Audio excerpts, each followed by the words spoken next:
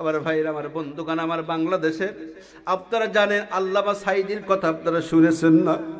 এই আল্লামা সাঈদীকে নিরপরাধ মানুষ, আমাদের দৃষ্টিকোণ থেকে আমরা দেখেছি নিরপরাধ একজন মানুষ, ভালো মানুষ, যিনি 50টার দেশে কোরআনের তাফসীর শুনিয়েছেন। সেই মানুষটাকে জালিম কারাগারে বন্দী করে রেখেছিল। ও ভাইরা আমার, কেন বন্দী করে রেখেছিল? শুধু একটাই অপরাধ, এই নানার বাড়ি দিল্লি যিনি আছেন বসে, ওনার ইশারায় তাকে ক্ষমতা থেকে, ওনার ইশারায় তাকে বন্দী করে রেখেছিল। আমি সেই ইতিহাসের দিকে যাব না। তাকে বিষ প্রয়োগ করে মারা হয়েছে। কি প্রয়োগ করে?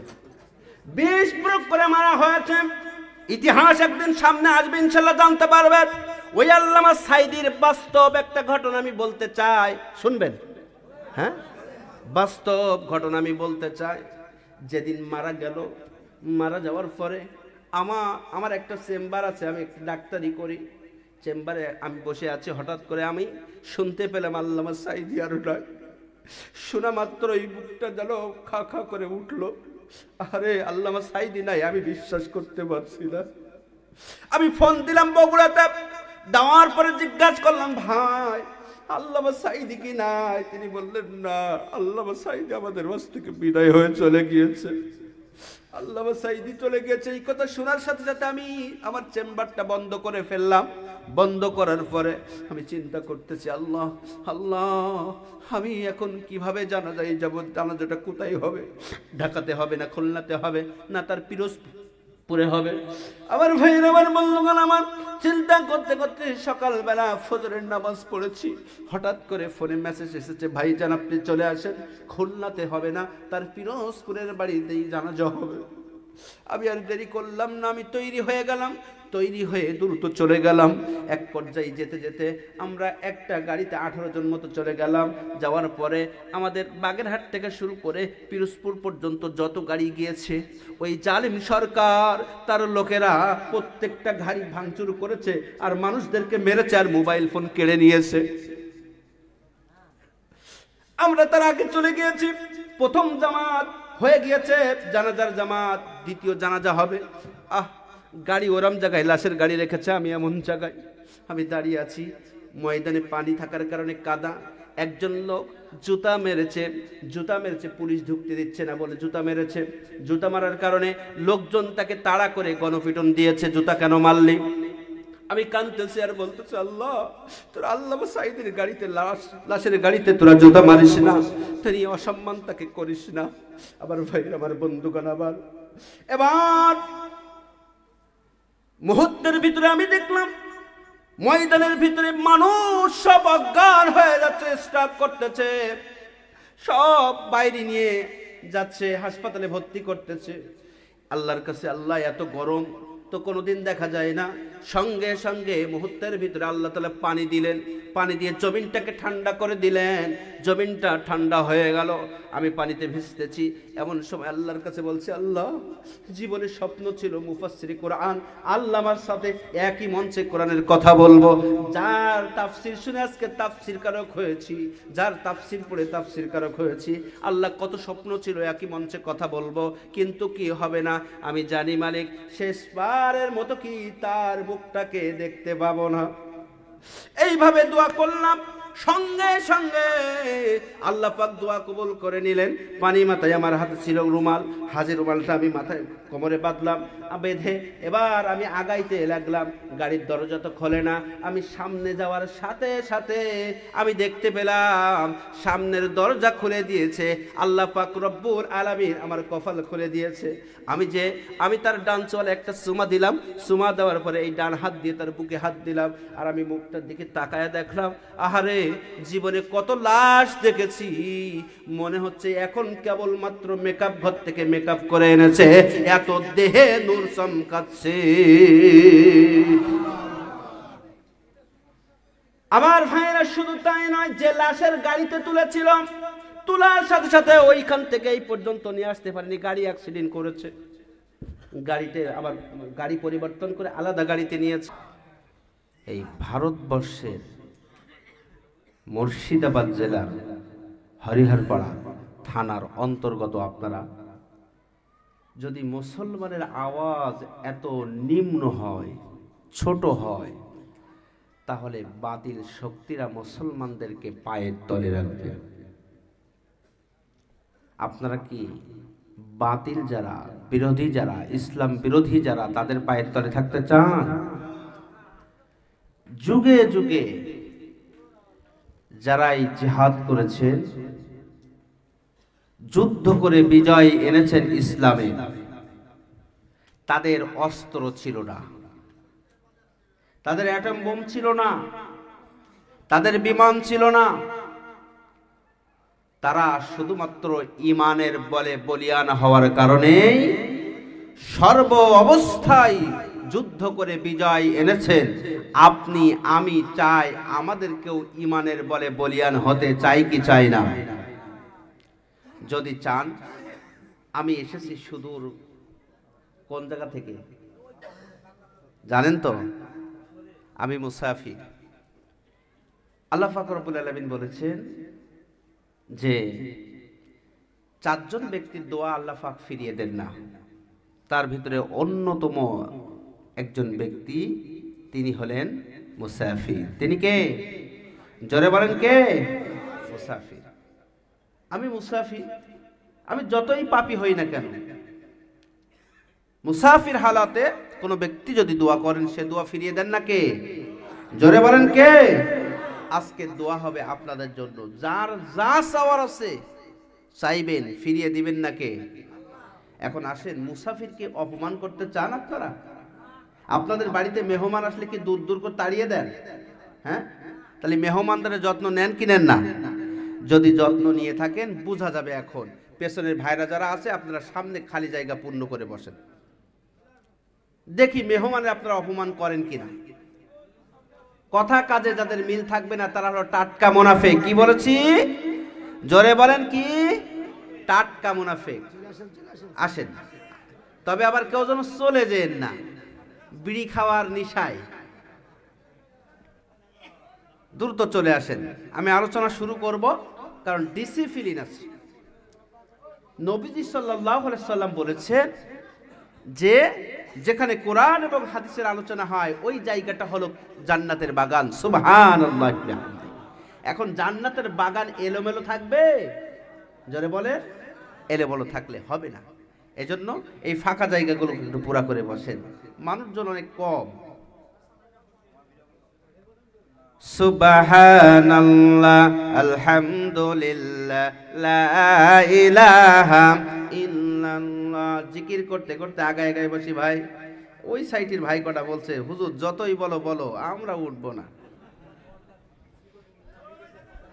খুব সাংঘাতিক।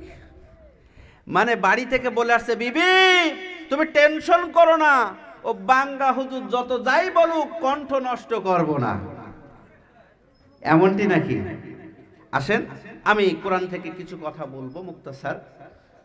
সম্মানিত হাজিরিন, আসলে আমার পূর্বে যারা আলোচনা করেছেন, তাদের ছাত্র হওয়ার যোগ্যতাও আমি রাখি না। হাজার হাজার আলেমের উস্তাদ, কিন্তু আমি নগণ্য গুনাহগার এখানে বসেছি। কিছু কথা বলার জন্য রাগ করেছেন? রাগ করেছেন? আমাকে কিছু সময় দিবেন তো ইনশাল্লাহ? কেউ উঠবেন না তো? আচ্ছা। আসসালামু আলাইকুম ওয়া রাহমাতুল্লাহি ওয়া বারাকাতুহু।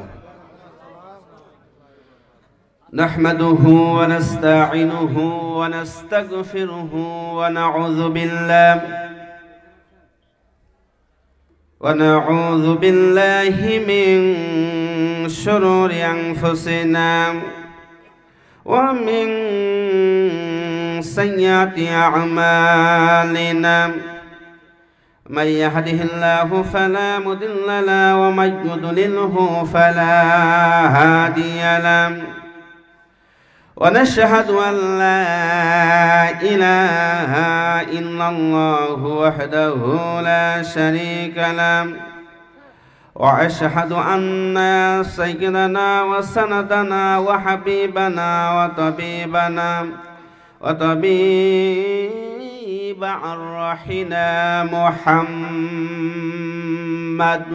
সবাই পড়ি সাল্লাল্লাহু আলাইহি ওয়াসাল্লাম।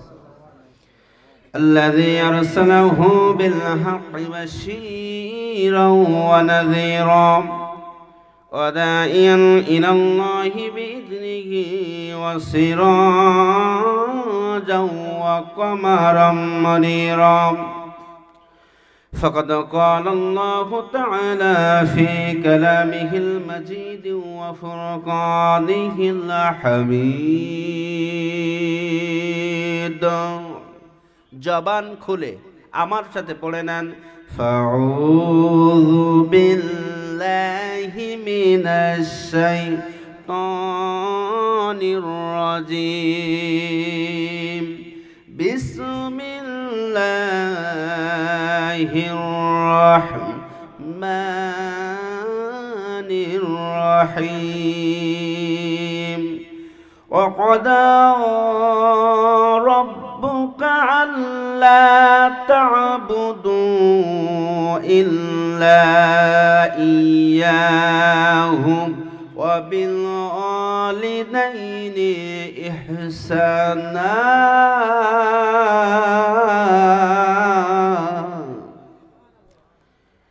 إلى الآية إن الله وملائكته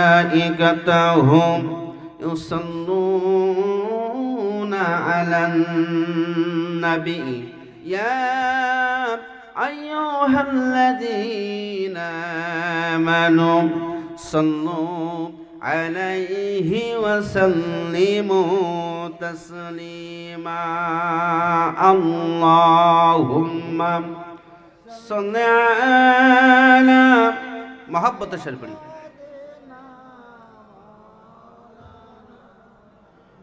وعلى عالم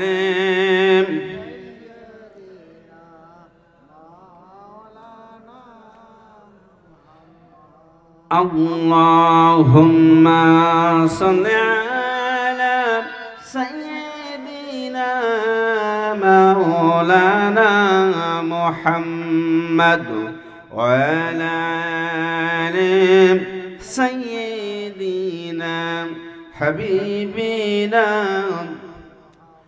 কত ব্যথা কত ভাবে সয়েছো যে তুমি তোমারি খুনে লাল তায়েফের ভূমি ফেরেশতা এসে যায় ধ্বংসের হুকুম লোহ মাকা মুহাম্মদ প্রাণেতে হযরত হে আল্লাহ ক্ষমা করো এ তায়েফবাসী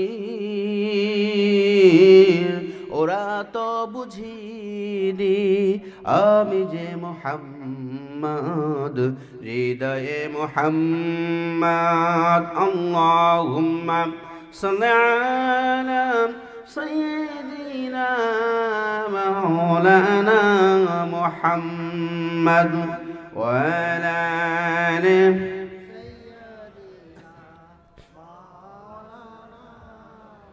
بلغ العلا بكماله كشف الدجى بجماله حسنت جميع خصاله صلوا عليه मुझे कुछ मिले इना मिले मुहम्मद मिले ओ शायों जिसे अल्लाह मिले बलगल उला बिकमालिहिम कशफत दुजा बिजमालिहिम हसनत जमीउ खसालिहिम सल्लु अलैहि अल्फदल्लाहुम्मा आमीन ربنا ظلمنا أنفسنا وإن لم تغفر لنا وترحمنا لنكونن من الخاسرين رب العالمين ভারতবর্ষের ঐতিহ্যবাহী জেলা মুর্শিদাবাদ জেলার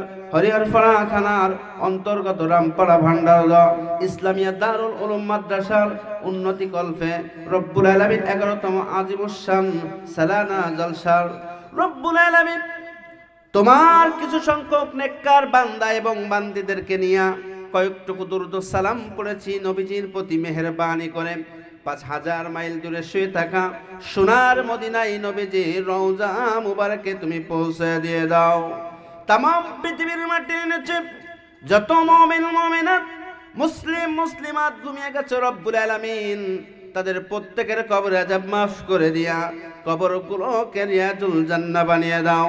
আয় আল্লাহ তাআলা আজকের মাহফিলের যারা আয়োজন করলো আর শোনার জন্য দূর দূরান্ত থেকে আসলো, কাল কিয়ামতের ময়দানে কঠিন মুসিবতের সময় কেউ কাউকে যখন চিনতে পারবে না, ওই কঠিন মুহূর্তের সময় আজকের মাহফিল তুমি সকলের জন্য নাজাতের ওসিলা বানায় দিও। আয় আল্লাহ তাআলা যে কথাগুলো বললে তোমার বান্দা বান্দির হৃদয়ের খোরাক মিটে যায়, রব্বুল আলামিন রহমান নামের ওসিলা করে সেই কথাগুলো আমার জবান দিয়ে তোমার বান্দা বান্দির সামনে উপস্থাপন করার তৌফিক দিয়া দিও। ইয়া রব बता हमको तेरी रा किसमें है, तेरी रा हरफे जला हमको खुदाया, तकब्बल मिन्ना इन्नका अंतस समीउल अलीम व तुब अलैना इन्नका अंतत तव्वाबुर रहीम। सुब्हान रब्बिका रब्बिल इज्जति अम्मा यासिफून व सलामुन अलाल मुरसलीन वल्हम्दुलिल्लाहि रब्बिल आलामीन। ভারতবর্ষের ঐতিহ্যবাহী জেলা মুর্শিদাবাদ জেলার হরিহরপাড়া থানার অন্তর্গত রামপাড়া ভান্ডারদা মাদ্রাসা প্রাঙ্গণে বাৎসরিক আজিমুসান সালানা জলসায় উপস্থিত আছেন সম্মানিত সুযোগ্য সভাপতি সাহেব। আল্লাহ পাক রব্বুল আলামিন সম্মানিত সভাপতি সাহেবকে হায়াতে তয়্যিবা সিয়াতে কল্যাণ করুক, জোরে বলেন আমিন। কি রাগ আছে নাকি ওনার প্রতি? ভাই সভাপতির প্রতি কি আপনাদের রাগ আছে? তা জোরে বলেন আমিন। উপস্থিত হয়ে আপনাদেরকে বিভিন্ন আলোচকরা আলোচনা করেছেন, আলোচনা শুনিয়ে মুগ্ধ করেছেন। বিশেষ করে আমার পূর্বে কথা বলছিলেন ভারতবর্ষের অত্যন্ত ঐতিহাসিক তরুণ তেজস্বী বক্তা হাফেজ হযরতুল আল্লাম মাওলানা সাইমুদ্দিন সাহেব। আল্লাহ পাক প্রিয় ভাইকে গোটা বিশ্বময় কোরআনের একজন প্রকৃত দাঈলিল্লাহ হিসেবে কবুল করুক, জোরে বলেন আমিন। সহ মঞ্চে বসা অন্যান্য অতিথিবৃন্দ, ওলামা হযরত, হাজী হারামাইন, সামনে বসা ইমানদার, দিনদার, পরহেজগার, মুত্তাকিন ভাইরা, পিতৃতুল্য মুরব্বিয়ানে কেরাম, যুবক ভাইরা, কচিকাচা ভাইরা, পদ্মার ভিতরে বসে থাকা সরল মনা, পদ্মা নিশিনা, সর্বগুণে গুণান্বিতা মা এবং বোনেরা, সকলকে জানাই আমার সালাম, আসসালামু আলাইকুম ওয়া রাহমাতুল্লাহ। আল্লাহ তাআলার দরবারে প্রশংসা জ্ঞাপন করছি যে মহান মনিফ আপনাকে আমাকে আজকের এই সুন্দর পরিবেশে আসার বসার সুযোগ করে দিয়েছেন। খুশি না বেজার? জোরে বলেন খুশি না বেজার? খুশি হয়ে থাকি যদি বেশি, আকাশ বাতাস মুখরিত করে সমস্যারে বলে উঠছি আলহামদুলিল্লাহ। আর যারা বলেছে আলহামদুলিল্লাহ, একসাথে পড়ে দিচ্ছি রব্বানা লাকাল হামদ হামদান কাসীরান তাইয়িবান মুবারাকান ফীহি। চিৎকার মেরে বলেন তো প্রশংসা করলাম কার? জোরে বলেন কার? খুশি হয়েছেন কে? আর বেরাজ হয়েছেন? জোরে বলেন শয়তান। কোন শয়তান বেরাজ হয়েছে? হ্যাঁ, শয়তান কয় প্রকার জানেন? শয়তান হলো দুই প্রকার। কয় প্রকার? জোরে বলেন দুই প্রকার। আমি বললাম রব্বুল আলামিন আপনি বলে দেন। আপনি বলেছেন শয়তান দুই প্রকার, কোথায় দলিল আছে আপনি বলে দেন। রব্বুল আলামিন বললেন দুনিয়ার বান্দা বান্দিরা শোনো, আমি আল্লাহ পাক রব্বুল আলামিন তোমাদেরকে জানায়া দিলাম পবিত্র কুরআনুল কারীমের 30 নাম্বার পারা। কয় নাম্বার? 30 নাম্বার পারা, 114 নাম্বার সূরা, সর্বশেষ দুটি আয়াতে আল্লাহ পাক রব্বুল আলামিন জানিয়ে দিয়েছেন। সর্বশেষ আয়াতে আল্লাহ পাক বললেন কি? মিনাল জিন্নাতি ওয়ান নাস। চিৎকার মেরে বলেন আল্লাহু আকবার। জিন এবং মানুষদের মধ্য হতে আল্লাযী ইউওয়াসউইসু ফি সুদুরিন নাস, বারবার ঢোকে বের হয় জিন এবং মানুষদের মধ্য থেকে।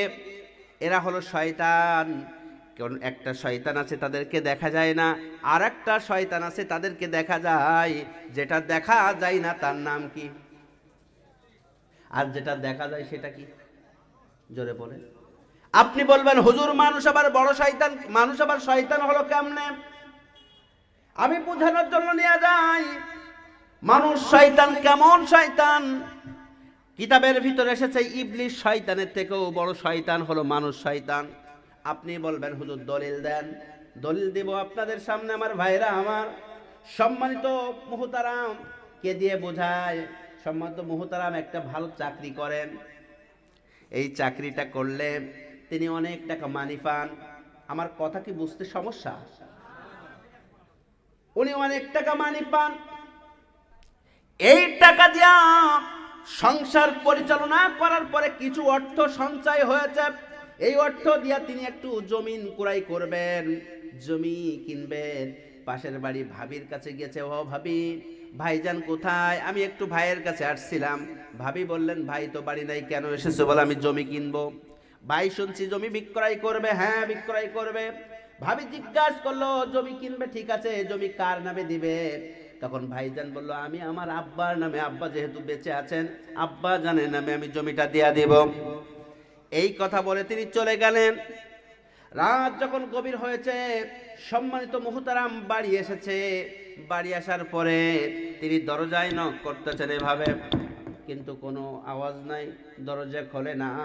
এখন কি করবেন? তিনি এবার ডাক দিচ্ছেন, ও খোকার মা, তুমি কি জেগে আছো না ঘুমিয়ে গেছো? কোনো সারা শব্দ নাই।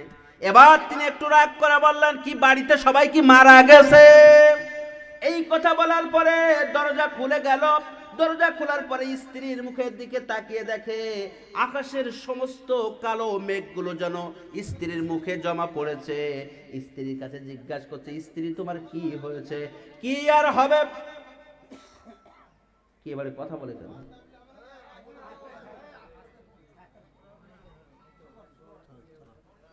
আমার ভাইরা, স্ত্রীর কাছে জিজ্ঞাসা করছে, তোমার কি হয়েছে? মনে হচ্ছে আকাশের সব মেঘ তোমার মুখের উপরে। বলে, কি আর হবে, তুমি আগে বলো। তোমার সংসারে আমি কত বছর এসেছি? বলে, 19টা বছর তুমি আমার সংসার করতেছ। বলে, 19টা বছরের ভিতরে তুমি আমার কি দিয়েছো? কোনোদিন কি আমি তোমার কাছে বড় চাওয়া পাওয়া করেছি? বলে, না। তাহলে তোমার সংসারে থেকে আমার লাভ কি? ভূতের মতো বেকার দেবো, আমার লাভ কি? বলে, কি হয়েছে তুমি খুলে বলো, কি আর হবে? তুমি পাশের বাড়ির ভাইয়ের কাছে গিয়েছিলে জমি কিনবে বলে, আর জমি কিনবে তো কিনবে, বাবার নামে দিবে। বলছে, তাতে কি হয়েছে? তাতে আবার কি হবে? বাবার নামে দিবা। তোমাদের 3 বোন আছে, বাবা মারা যাওয়ার সাথে সাথে ওয়ারিশ সূত্রে ওই 3 বোন বাপের সম্পত্তি ভাগ পাবে। বাপের সম্পত্তি ভাগ নিয়ে যাবে, কামাই করলে তুমি, আর সম্পদ নিচ্ছে তোমার বোনেরা। আমি সংসার কি নয়দা? ওর কান মোড়া দিয়েছে কে? ওই যে পাশের বাড়ি ভাবির কাছে গিয়েছিল ওই মহিলা, যাওয়ার কারণে ভাবি সব গরু কাটি লাগাইছে। বলেন তো, এরা মহিলাদেরকে কান মোড়া দেয় কি দেয় না? হ্যাঁ, আপনাদের দেয় না মনে হয়? এরা কি মানুষ? শয়তান। তারপর আরেকটু বলি, আপনাদের এই এদেশে লাগে না? কিছু বলবেন?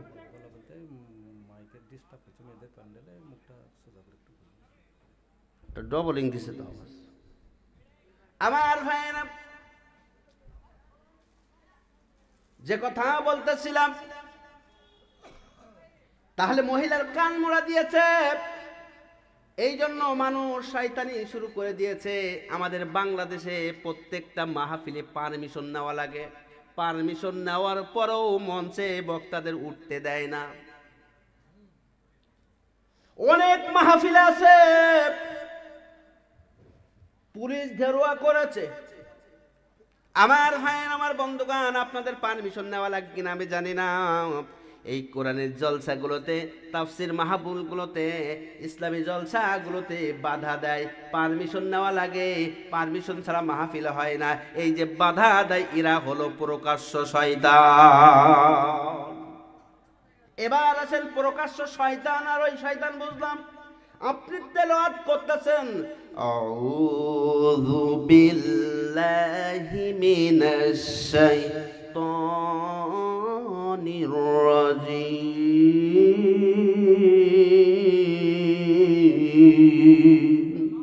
চিৎকার বের, আল্লাহু আকবার।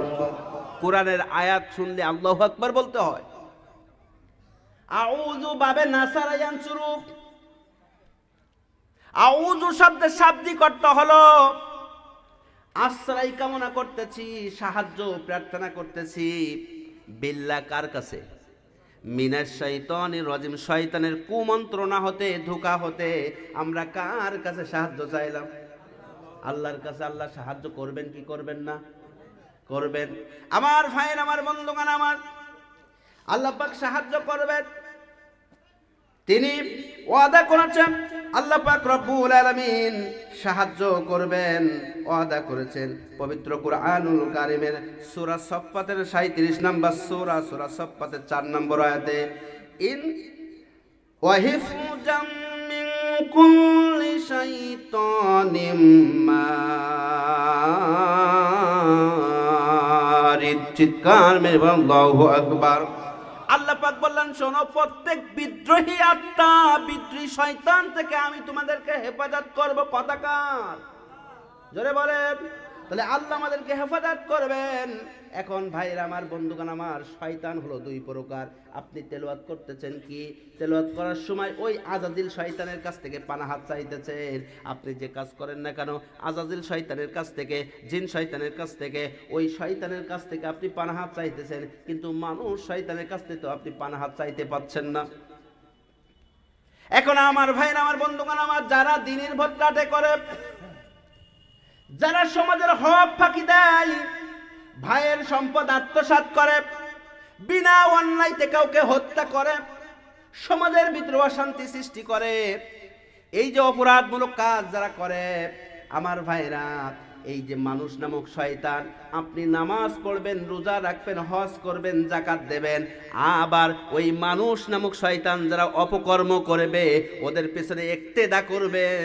এই ইক্তেদা করলে আপনার নামাজ, আপনার রোজা, আপনার হজ, আপনার যাকাত কোনোটাই কবুল হবে না। কথা তাহলে আপনি যে পথে হাঁটছেন, আপনার নেতা নামাজি কিনা দেখতে হবে।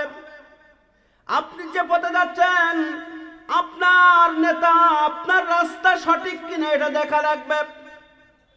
আমার ভাইরা, একটু উদাহরণ দিতে চাই। আপনারা সবাই জান্নাতে যেতে চান না জাহান্নামে? জোরে বলেন। জান্নাতে যেতে চান? কথাটা কোরআন দেন। জান্নাতে যেতে চান কারা কারা? হাত তুলবেন, তারা তাকবীর দেবেন, লিল্লাহে তাকবীর দেখতে চাই।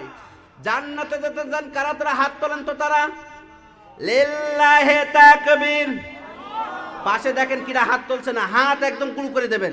জোরে হাত টান, এরকম করে হাত টান, লিল্লাহে তাকবীর। হয়নি? আওয়াজ হয়নি? লিল্লাহে তাকবীর। হাত নামান। ওই যে চাদর মুড়ি দেওয়া, ও হাত তোলে নাই। আমার ভাইয়ের, আমার বন্ধুগণ আমার, গভীর মনোযোগ। জান্নাতে যেতে চান বলেছে, কিন্তু জান্নাতে যাওয়ার জন্য রাস্তাটা কি একটুখানি আপনাদের বোঝায়। আপনাদের এদিকে ছাগল আছে, আছে না? এই যে ছাগলের বাচ্চা হয়, হয়তো হয়, বাচ্চা হয়। এই ছাগলের বাচ্চা হওয়ার পর ওই ছাগলের বাচ্চা দুধ খাওয়ার জন্য, আপনারা কি বলেন? দুধ বলেন তো? এই দুধ খাওয়ার জন্য ওই ছাগলের বাচ্চা, দেখবেন ওই ছাগলের একটা ওলান আছে, আছে না? দুইটা ওলান আছে, আছে না? নাই? এই দুই সাইডে দুইটা ওলান আছে। ছাগলের বাচ্চা দুধ খাওয়ার জন্য ওলানে যায় কি যায় না? যাই তো। ছাগলের বাচ্চা দুধ খাওয়ার জন্য ওলানে গেলেন, কিন্তু দেখবেন এই যে দুধ আসার রাস্তা যে দুইটা ওলান আছে, এই ওলানের পাশে ছোট ছোট এরকম গ্যাটিস আছে, ছোট দুইটা ওলান আছে, নাই? আমার ভাইয়েরা, ছাগলের বাচ্চা চিন্তা করল, আমি প্রতিদিন তো এই দুধ আসার রাস্তায় দুধ পান করি, আজকের ওই রাস্তায় যাব না। আজকের এই যে গ্যাটিস আছে, এই গ্যাটিস ধরি চষবো। বলেন তো, ছাগলের বাচ্চা দুধ পাবে? কতক্ষণ না পাবে?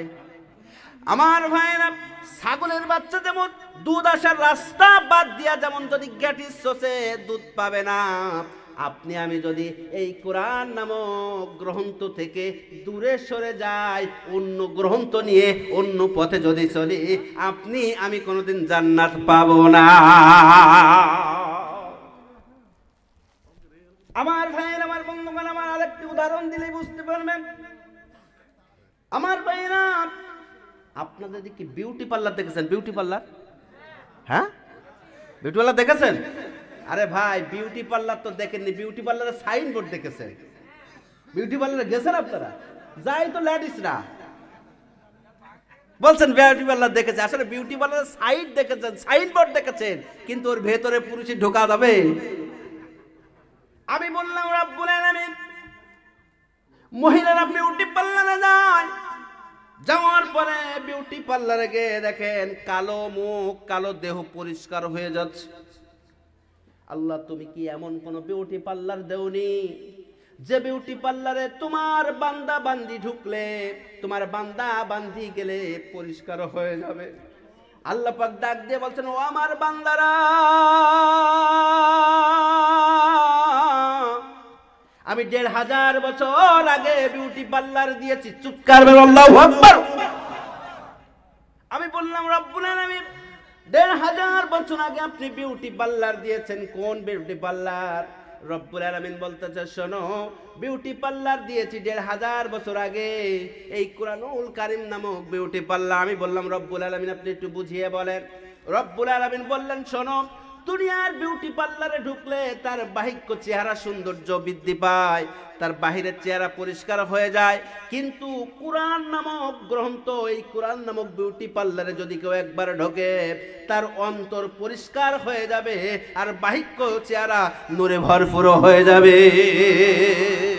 চিৎকার মেরে আল্লাহু আকবার। তাহলে আমরা কুরআনুল কারীমে ঢুকতে চাই কি চাই না? জোরে বলেন। চাই। তাকবীর দেবেন, বুঝতে পারবো যে আপনারা চান কিনা। লিল্লাহি তাকবীর। হয়নি, আওয়াজ হয়নি। লিল্লাহি তাকবীর। আমার ভাইরা এবার আসেন মূল আলোচনায় যাই। আমি পবিত্র কুরআনুল কারীম থেকে সূরা বানী ইসরাঈল 17 নম্বর সূরা। কয় নম্বর সূরা? কথা কন না। 17 নম্বর সূরা। আমাদের দেশে তাফসীর হয়, আমাদের দেশে এই কুরআনুল কারীম সামনে থাকবে, আয়াত বলে বলে ব্যাখ্যা করে করে বোঝাতে হয়। একটু কষ্ট হবে, বেশি না, মাত্র আধা ঘন্টা একটুখানি বুঝলেই পরের আলোচনা আপনারা খুব মনোযোগ সহকারে বুঝতে পারবেন। আমার ভাইয়েরা, সূরা বানী ইসরাঈল 17 নম্বর সূরা 15 নম্বর পারা 23 নম্বর আয়াত তেলাওয়াত করেছি। আল্লাহ পাক রব্বুল আলামিন অত্র সূরার ভিতরে কি বলেছেন এটা একটু জানবো। আমার ভাইয়ের, আমার বন্ধুগণ, আমি ভূমিকা, শানে নজুল, নামকরণ কোনোটাই বলছি না। আমার ভাইয়ের, আমার বন্ধুগণ, আল্লাহ পাক রব্বুল আলামিন অত্র আয়াতের ভিতরে বললেন কি, ওয়াকাদা রাব্বুকা আল্লা তা'বুদু ইল্লা ইয়্যাহু ওয়া বিল ওয়ালিদাইনি ইহসানা।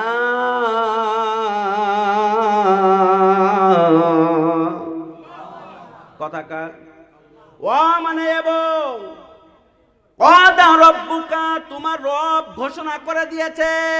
কাদের রব? কথা কয় না। কাদের রব? চিৎকার মেরবেন। কাদের? আমাদের রব। আমাদের রবকে এবার আল্লাহ বলছেন ওয়াকাদা রব্বুকা, তোমাদের রবের সিদ্ধান্ত হলো, তোমাদের রবের ঘোষণা হলো, আল্লাহ তা'বুদু, তোমরা কেবলমাত্র শুধুমাত্র একমাত্র তার বন্দেগী করবে, তার ইবাদত করবে। রব্বুল আলামিন ইবাদত কোনটা?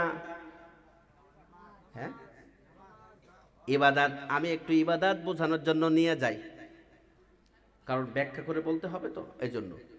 আল্লাহ ঘোষণা দিয়েছেন তোমরা তোমার রবের ইবাদত করবে। রব যেহেতু আল্লাহ, আল্লাহর ইবাদত কোনটা এটা জানা দরকার আছে না নাই? অনেকগুলো ইবাদত, তার ভিতরে একটা এক্সাম্পল দিলেই বুঝতে পারবেন। আমার ভাইরা, আমার বন্ধুগণ, আমার হযরত ওমর ফারুক রাদিয়াল্লাহু তাআলা আনহু কোন সাহাবী? আপনারা কি বিচলিত হচ্ছে? মানুষের দেখছি অন্য মনস্ক। আমার ভাইরা, আমার বন্ধুগণ, আমার হযরত ওমর ফারুক রাদিয়াল্লাহু তাআলা আনহু মসজিদে নববীর ভিতরে বসে আছেন। এমন সময় দুইজন যুবক মানুষ একটা লোককে টানতে টানতে নিয়ে আসতেছেন। নিয়ে আসার পরে এবার বলতেছেন, ইয়া আমিরুল মুমিনিন, খলিফাতুল মুসলিমিন, আপনি বিচার করে দেন, এই লোকটি আমাদের বাবাকে হত্যা করেছে। আমিরুল মুমিনিন জিজ্ঞাসা করলেন, ও যুবক, তোমার বিরুদ্ধে যে এই যুবকেরা অভিযোগ করেছে এটা সত্য কিনা বলো। যুবকটি চোখের পানি ছেড়ে দিয়ে বলছেন, হে আমিরুল মুমিনিন, এই যুবকদের অভিযোগ সত্য, তবে এর পেছনে কিছু রহস্য রয়েছে, কিছু সমস্যা এর ভিতরে লুকায়িত আছে। আমিরুল মুমিনিন ডাক দিয়ে বলে, যুবক বলে ফেলো তোমার কি সমস্যা আছে।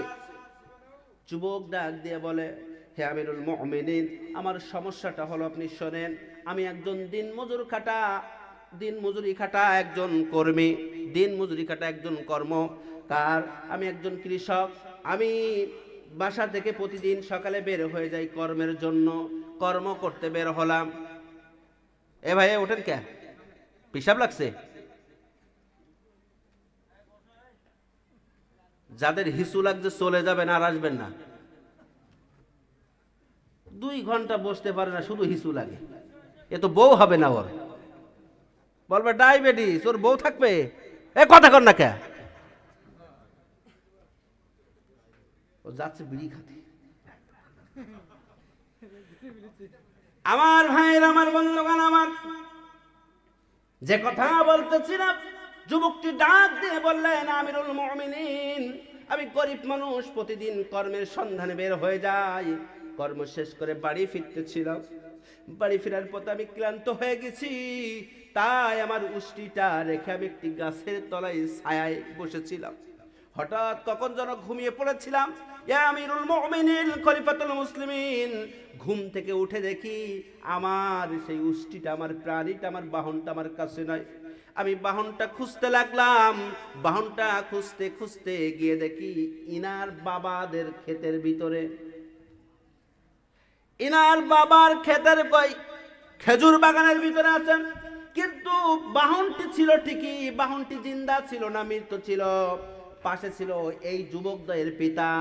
ওই যুবকদ্বয়ের পিতার কাছে জিজ্ঞাসা করলাম, ও মুরব্বী, আমার বাহনটিকে কে মেরেছে? মুরব্বী বললেন, আমি মেরেছি। অপরাধ কি? অপরাধ হলো বিনা পারমিশনে আমার বাগানে ঢুকেছে। কি বিনা পারমিশনে?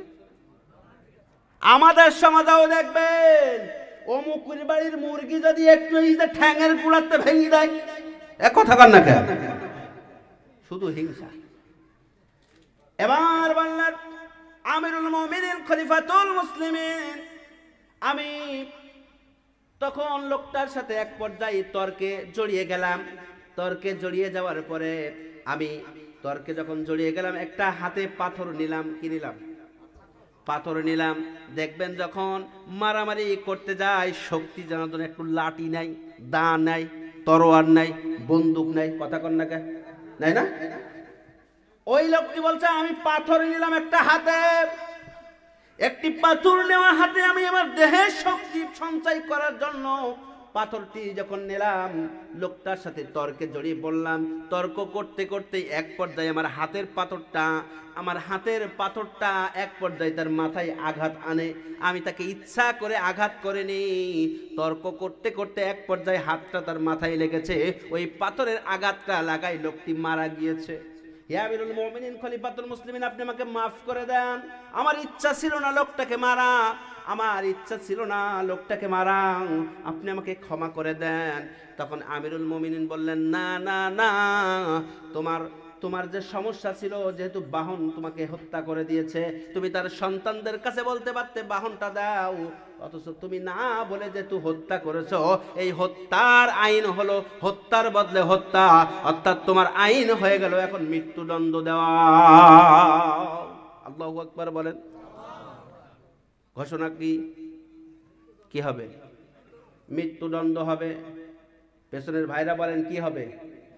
মৃত্যুদণ্ড হবে। আপনারা কি রাগ করতেছেন?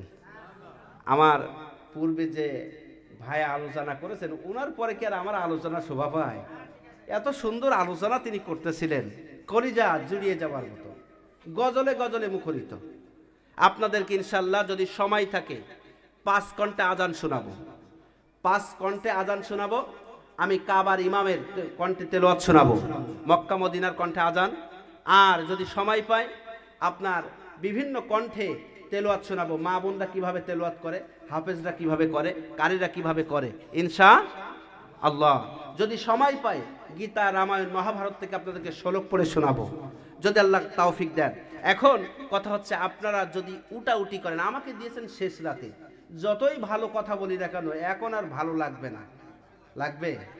আপনারা কি চলে যাবেন আমাকে রেখে? কথা শুনবেন তো? আমি এসেছি সুদূর বাংলাদেশ থেকে কিছু কথা বলার জন্য। যদি আপনারা আমাকে রেখে চলে যান তাহলে আমাকে অসম্মান করবেন না, করবেন কাকে? জোরে বলেন, আমাকে অসম্মান করবেন না, করবেন এই কোরআনকে অসম্মান। যারা কোরআনকে অসম্মান করবে, যারা আল্লাহ রাসূল হাদিসকে অসম্মান করবে, তারা মুসলমান হতে পারে না, তারা নিঃসন্দেহে ইসলাম বিরোধী, তাছাড়া কিছু না। আপনারা কি ইসলাম বিরোধী হতে চান? আমার ভাইয়েরা, এবার হযরত ওমর ফারুক রাদিয়াল্লাহু তাআলা আনহু ডাক দিয়ে বললেন, যুবক তোমার মৃত্যুর ঘোষণা হয়ে গেল। যুবক চোখের পানি ছেড়ে দিয়ে বলে, হে আমিরুল মুমিনিন, খলিফাতুল মুসলিমিন, যেহেতু মৃত্যুর ফয়সালা আপনি দিয়ে দিয়েছেন, এখানে তো আর কিছু আপিল করার সুযোগ থাকে না। হযরত উমর বললেন, শোনো, এখন তোমার জীবনে আর কোনো শেষ ইচ্ছা আছে কিনা বলো। মৃত্যুর ফাঁসি হয়ে গেলে, রায় হয়ে গেলে তখন জিজ্ঞাসা করে যে তার শেষ ইচ্ছা কি, বলে কি বলে না? এই কথা বলার পরে আমিরুল মুমিনিন, খলিফাতুল মুসলিমিন ডাক দিয়া বলেন, ও আমিরুল মুমিনিন, আমার একটা ইচ্ছা আছে, যদি আপনি অনুমতি দেন। আমিরুল মুমিনিন বলেন, বলো। বলতেছে, আমার ইচ্ছাটা হচ্ছে, আমার কাছে কিছু ঋণ পাবে মানুষ, আবার আমি কিছু আমানত রেখেছি, সেই আমানতগুলো ফিরাই দিতে চাই, আর ঋণগুলো পরিশোধ করতে চাই। আপনি যদি আমাকে সময় দেন, আমি ওই ঋণ পরিশোধ করে ওইটা আমানতগুলো ফিরিয়ে দিয়ে আবার ফিরে আসবো। এখন বলেন তো, মৃত্যুদণ্ড প্রাপ্তি আসামি যদি ছেড়ে চলে যায়, ওকে আর ফিরে আসবে? ও জানো তো নিশ্চিত মৃত্যু, ওকে আর ফিরে আসবে? আপনারা কি ফিরে আসবেন যদি এরকম হয়? আমার ভাইয়ের, আমার বন্ধুগণ, আমার, আমি কিন্তু ইবাদতের কথা বলছিলাম। কি? কার কথা? ইবাদত হতে হবে কার? জোরে বলেন, আল্লাহর ইবাদত হতে হবে। ইবাদতটা কেমন হতে হবে সেটা বোঝানোর জন্য এখানে নিয়ে আসলাম। আমার ভাইয়ের, আমার বন্ধুগণ, আমার, এবার হযরত উমর বললেন, ও যুবক, তোমাকে তো ছেড়ে দেওয়া যাবে না, ছেড়ে দেওয়া যাবে না। তার কারণ হলো, তার কারণ একটাই, তুমি যদি এখন চলে যাও, তোমার জামানত হবে কে? জামিনদার হবে কে? কারণ তুমি একজন জামিনদার যদি রেখে যেতে পারো তাহলে তোমাকে আমি দিব। কিন্তু ওই মজলিসের ভিতরে ওই যুবকের কোনো পরিচিত কেউ ছিল না, পরিচিত কেউ ছিল না। যুবক কান্নার মানে, আমিরুল মুমিনিন, খলিফাতুল মুসলিমিন, আমার তো এখানে পরিচিত কেউ নাই যে আমার মৃত্যুর জামিনদার হয়ে যাবে। আপনারা কেউ কি জামিনদার হবেন? হ্যাঁ, হবেন না। আমার ভাইয়ের, আমার বন্ধুগণ, আমার, ও তো যদি না আসে তাহলে আমার কল্লা যাবে। এবার ওই মজলিস থেকে একজন যুবক হঠাৎ করে দাঁড়িয়ে গেল, ছোট্ট একটা যুবক। যুবক ডাক দিয়ে বলে, আমিরুল মুমিনিন, খলিফাতুল মুসলিমিন, আমি ওই যুবকের জন্য জামিনদার হয়ে গেলাম। চিৎকার মেরে আল্লাহু আকবার। যুবকটার কেউ নয়, হাদিস বর্ণনাকারী সাহাবী, অধিকাংশ হাদিস বর্ণনাকারী সাহাবী হযরত আবু যর গিফারি রাদিয়াল্লাহু তাআলা আনহু। চিৎকার মেরে আল্লাহু আকবার। আবু যর দাঁড়িয়ে গেলেন, হে আমিরুল মুমিনিন, আপনি ওই যুবককে ছেড়ে দেন। যদি ওই যুবক না আসে তাহলে আমি আবু যর, আমার কল্লা আপনি লাভিয়ে দিবেন। চিৎকার মেরে আল্লাহু আকবার। যুবকটাকে ছেড়ে দেওয়া হলো। যুবক চলে গেল, যুবক বাসায় চলে গেল। ঠিক জুমার দিন, জুমার নামাজের পরে ফাঁসি কার্যকর করা হবে। জুমার দিন আগত সকালবেলা হযরত উমর রাদিয়াল্লাহু তাআলা আনহু পত্র লিখেছেন আবু যরের কাছে, আবু যর, যুবক তো এখনো ফেরে নাই, তুমি রেডি হও, তৈরি হও, তোমাকে কিন্তু ফাঁসির কাস্টে ঝুলতে হবে। এদিকে সব জায়গায় জয় জয় হয়ে গিয়েছে। নিষ্পাপ একজন মানুষ, নিরপরাধ একজন মানুষ ফাঁসি হবে আল্লাহ আমরা মেনে নিতে পারি না। যার কোনো আমরা দেখি নাই কোনো ভুল ভ্রান্তি, এমন একটা মানুষের ফাঁসি হবে আমরা মেনে নিতে পারি না। আমার ভাইয়ের আমার তোমার জুমার দিন পত্র পাঠিয়েছেন আবু জারের কাছে। এবার আবু জার হাসতেছে যে আজকের আমার ফাঁসি হবে, হাসতেছে। আর সাধারণ জনগণ কাঁদতেছে, আহারে আবু জারের তো কোনো দোষ নাই, আবু জার নিরপরাধ মানুষ, ওকে আজকের ফাঁসি দিবে, এটা মেনে নিতে পারে না। আপনারা মেনে নিবেন? সবাই কাঁদতেছে। উমার তোমার একটা কঠিন মানুষ, ওই উমানের মতো মানুষ চোখের পানি ছেড়ে বলে, আল্লাহ জীবনে এমন বিচার তো কোনোদিন করি নাই। ও আল্লাহ, আজকের নিরপরাধ একজন মানুষ আবু জারকে ফাঁসি দিতে হবে।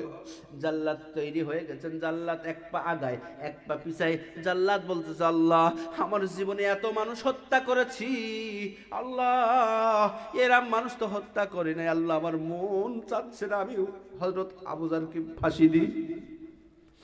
আমার ভাইয়ের আমার বন্ধুগণ, জাল্লাদ তৈরি হয়ে গেছেন, এবার ফাঁসি দিবেন। এমন সময় একজন যুবক ডাক দিয়ে বলতেছেন, ও জাল্লাদ তরবারি চালায়ও না, একটুখানি অপেক্ষা করো, পূর্ব দিগন্ত থেকে দেখো মরুর প্রান্তের ধুলো উঠতেছে। আমার মনে হয় যুবকটা চলে আসছে। কিছুক্ষণের মধ্যে চলে আসলো। আসার পরে দেখা গেল সেই যুবক, যে যুবক চলে গিয়েছিল ওই যুবক আসলো। যুবকটা আসার পরে দাঁড়িয়ে বলতেছে, আমিরুল মুমিনিন খলিফাতুল মুসলিমিন, আপনি অন্যায় নিবেন না, আপনি অপরাধ নিবেন না। আস্তে আস্তে আমার প্রাণীটা হঠাৎ অসুস্থ হয়ে পড়েছিল, এই জন্য দেরি হয়ে গিয়েছে। এখন আপনি আমাকে কোরবান করুন, আমাকে হত্যা করুন, আর আমার ভাইকে আপনি মুক্তি করে দেন। চিৎকার বের আল্লাহু আকবার। মানুষ তো অবাক, আরে ও তো জানে নিশ্চিত মৃত্যু, তারপর চলে আসলো। কেউ কি আসবে ভাই? আসবে? আমার ভাইরা, এর শেষে কি হয়েছিল শুনতে চান কারা কারা? দেখি তো শেষে কি কি হয়েছিল। এই কজন, বাকিগুলো শুনতে চান না? তাকবীর দান তো লিল্লাহি রাখবেন। আমার ভাইরা আমার বন্ধুগণ আমার, এবার হযরত উমর বললেন, ও যুবক আমার জানতে বড় ইচ্ছে করছে, তুমি তো জানো তোমার নিশ্চিত মৃত্যু হবে, অথচ তুমি জানার পরও কেন ফিরে আসলে? যুবক তুমি বলে দাও। যুবক বলতেছে, আমি কিন্তু ইবাদতের কথা বলতেছিলাম, এবার ইবাদতের শিক্ষাটা বের করি শোনেন। যুবক বলতেছে, আমিরুল মুমিনিন খলিফাতুল মুসলিমিন, আমি চলে গিয়েছিলাম ঠিকই, আমি প্রাণ নিয়ে বাঁচাতে পারতাম, কিন্তু কিয়ামতের দিন মালিকের কাছে কি জবাব দিতাম? মালিক যেদিন আমাকে ডাক দিত, ও যুবক তুমি যখন বিপদে পড়েছিলে, তোমার একজন ভাই তোমার বিপদে পাশে দাঁড়িয়েছিল, অথচ তোমার ভাইকে মৃত্যুর দুয়ারে ঠেলে দিয়ে তুমি পালিয়েছিলে, আজ তোমার রক্ষা নাই, আমি সেদিন মালিকের কাছে কি জবাব দেবো? হুজুর আপনি আমাকে মাফ করে দেন, আপনি আমাকে ক্ষমা করে দেন, আপনি আমাকে হত্যা করে আমার ভাইকে মুক্তি করে দেন। হযরত উমর বললেন, আবু জার ওই যুবককে তুমি চিন্তা না, ওই যুবককে জানতা না, অথচ ওই যুবক যখন বিপদে পড়লো তুমি কেন ওই যুবকের পেছনে দাঁড়িয়ে গেলে, জামিনদার হয়ে গেলে? ওই যুবক যদি না আসতো তোমার তো জীবন চলে যেত। হযরত আবু জার বলে, শোনেন আমিরুল মুমিনিন খলিফাতুল মুসলিমিন, আল্লাহর নবী বলেছেন, আল মুসলিমু আখু আল মুসলিমু, একজন মুসলমান আর একজন মুসলমান পরস্পর কি? জোরে বলেন। ভাই ভাই, আপনার ভাই যদি বিপদে পড়ে আপনি বিপদের পাশে দাঁড়াবেন না? দাঁড়াবেন তো? তাহলে আল্লাহর নবী বলেন, যখন একজন মুসলমান ভাই বিপদে পড়ে অবশ্যই আরেকজন মুসলমান ভাই সামর্থ্য থাকা অনুযায়ী তার পাশে দাঁড়াতে হবে। আমার ভাইটা বিপদে পড়েছে, এখন বিপদে যদি আমি আবু জার না দাঁড়িয়ে যাই, কিয়ামতের দিন মালিক যখন জিজ্ঞাসা করবে, আবু জার ওই যুবকটা বিপদে পড়েছিল, তুমি কেন সেদিন বিপদে পাশে দাঁড়াওনি? আমি আল্লাহর কাছে সেদিন কি জবাব দেবো? এই আল্লাহর কাছে জবাব দিতে হবে বলে আমি দাঁড়িয়ে গেলাম ওই ভাইয়ের জন্য জামিনদার। চিৎকার মেরে আল্লাহু আকবার। তাহলে শিক্ষা হচ্ছে একটা, যে ভাইরা আমার, প্রথম শিক্ষা হলো যখন কোনো ব্যক্তি বিপদে পড়বে অবশ্যই মুসলমান হিসাবে তাকে বিপদের পাশে দাঁড়াতে হবে। পারবেন তো? পারবেন তো ইনশাআল্লাহ? শিক্ষা। 2 নাম্বার শিক্ষা হচ্ছে একজন বিপদে পড়েছে, তার বিপদে যিনি সাহায্য করেছেন, সহযোগিতা করেছেন, অবশ্যই অবশ্যই তার কৃতিত্ব কথা অবশ্যই স্মরণ রাখতে হবে, উপকারের কথা স্মরণ রাখতে হবে। তাকে বিপদে ফেলাই দেওয়া যাবে না। যিনি উপকার করবেন অবশ্যই উপকারের কথা স্বীকার করতে হবে, তাকে বিপদে ফেলা যাবে না। 2টা শিক্ষা। 3 নাম্বার হলো, এবার ওই যুবকটাই বলল, হে আমিরুল মুমিনিন, খলিফাতুল মুসলিমিন, আপনি বলে দেন। ও খলিফাতুল মুসলিমিন জিজ্ঞাসা করে, যুবক তোমরা বলো, তোমরা যে এই মাত্র বললে তোমরা অপরাধ তুলে নিয়েছো, তোমরা যেটা অভিযোগ তুলেছো অভিযোগ তুলে নিয়েছো, কেন বলো? বলছে, শোনেন ইয়া আল্লাহর নবীর সাহাবী, আমরা অভিযোগ এই কারণে তুললাম, কিয়ামতের দিন যদি আমাদের কাছে জিজ্ঞাসা করে রব্বুল আলামিন যে ও যুবক, তোমরা একজন ভাই অনিচ্ছার সত্ত্বে যে কাজটা করে তোমাদের কাছে ক্ষমা চেয়েছিল, তোমরা ক্ষমা করোনি, সেদিন মালিকের কাছে কি জবাব দেবো? এজন্য আমি তাদের অভিযোগ তুলে নিয়েছি। চিৎকার মেরে আল্লাহু আকবার। তাহলে 1 নাম্বার শিক্ষা হলো, যখন কোনো মুসলমান ভাই বোন বিপদে পড়বে অবশ্যই তার পাশে দাঁড়াতে হবে। 2 নাম্বার শিক্ষা হলো, যিনি পাশে দাঁড়াবেন তাকে ভুলে যাওয়া যাবে না, অবশ্যই স্বীকার করতে হবে তিনি উপকার করেছেন। 3 নাম্বার শিক্ষা হলো, অনিচ্ছার সত্ত্বে কোনো ভুল কাজ যদি করে ক্ষমা চায়, আপনার আমার ইমানি দায়িত্ব ক্ষমা করে দেওয়া। এটার নাম ইবাদত। এটার নাম কি? জোরে বলেন। এটা একটা ইবাদত। এবার আল্লাহ বললেন কি, ইল্লাহু বিল ওয়ালিদাইনি ইহসানা।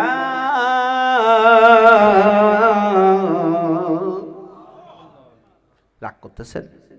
চলবে আলোচনা? চলবে কতক্ষণ চলবে? সূর্য যত দিন চলবে, কোরআনের মাহফিল চলবে। কথা বলেন ঠিক কিনা?